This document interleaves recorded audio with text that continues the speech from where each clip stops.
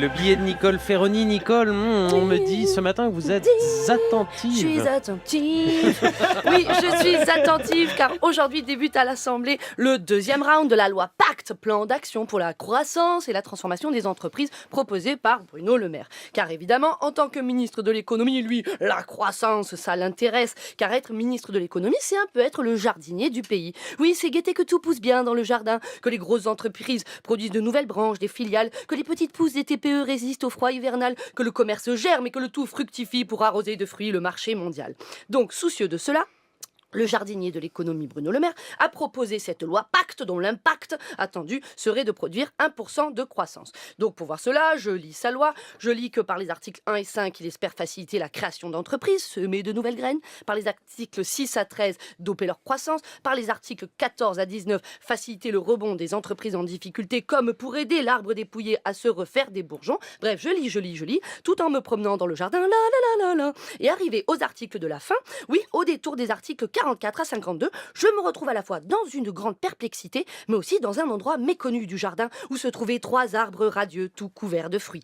En effet, ces arbres, qui se nommaient Engie, Française des Jeux et Aéroports de Paris, portaient à eux seuls 700 millions de fruits dividendes par an. Et leur croissance était splendide, oui. Pour Aéroports de Paris, par exemple, l'action avait augmenté de 160% en 5 ans. Son taux de profit de 7% était en constante progression. Aussi, quand j'ai vu sur leur tronc un panneau avec écrit « Arbre fruitier en excellent état, à vendre, signé Jardinier Le Maire ». Je ne comprends pas. Je me dis, mais si le but est la croissance, alors pourquoi vendre ces arbres puisqu'ils poussent très bien?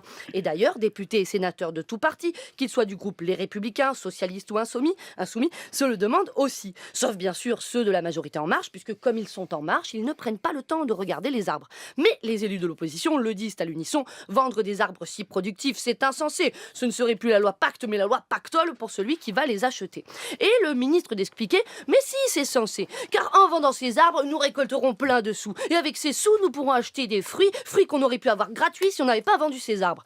Franchement, monsieur le maire, c'est dur à suivre. Non, c'est du gouvernement.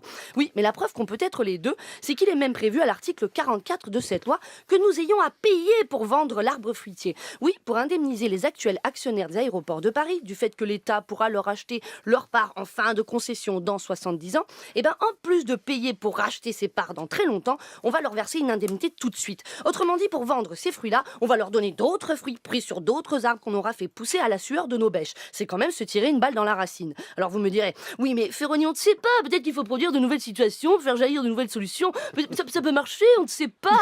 Mais le problème c'est que si on sait, car l'histoire du jardinier qui a déjà vendu l'arbre aéroport couvert de fruits, on l'a eu en 2014. Le jardinier de l'économie s'appelait Emmanuel Macron, l'arbre était l'aéroport Toulouse-Blagnac, vendu à des actionnaires chinois, et depuis, l'arbre fruitier est en si piteux état que le rapporteur public tente de faire invalider la privatisation et que pour la Cour des comptes, cet épisode est un échec. Donc forcément, quand l'histoire revient dans le jardin, on se dit mais jamais va comprendre le jardinier que c'est justement parce qu'il dépouille le jardin des fruits, des fleurs, que le jardin est en ce moment envahi par les ronces de la rancœur. Alors puisque le débat de cette loi Pacte redémarre aujourd'hui et que les élections européennes approchent, peut-être que ministre de l'économie et député de la majorité, avant de voter, pourraient relire la toute première leçon d'horticulture, à savoir, dans le jardin comme dans la vie, on récolte souvent ce que l'on sème. Merci Nicole Ferroni.